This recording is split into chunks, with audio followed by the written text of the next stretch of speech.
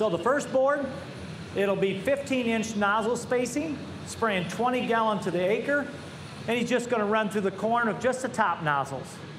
He's going to go right here in the middle. He's going to stop. We're going to quickly flip it so we got top nozzles and undercover, so a total of 4 nozzles running, and we'll see what kind of impact we have in the corn plant itself. Now, you can see that we don't have a lot of leaf structure, so the top nozzle is going to go really low. So we'll get the sprayer running here. We got Reed, one of the engineers in the sprayer, does a great job. Make sure it's running. There, he's got it running. You can see the mist.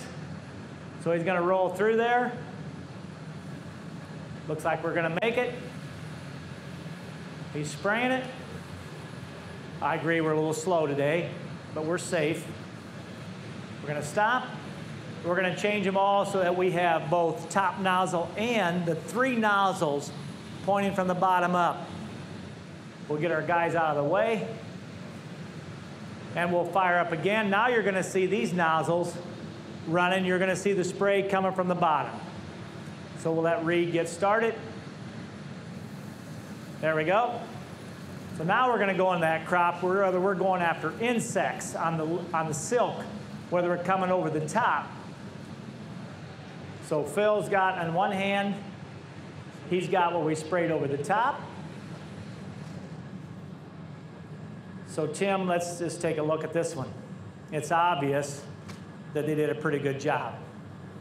This thin of a leaf, you can see the different structures. Everybody's saying, but look underneath, Tim. Let's take a look on the back side. Look at the back side of this leaf right here. Let's take a look at undercover. So Barry's going to hand me undercover.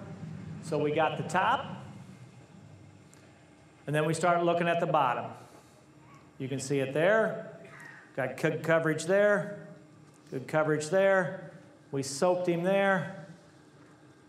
We're just saying, let's just do a better job of application.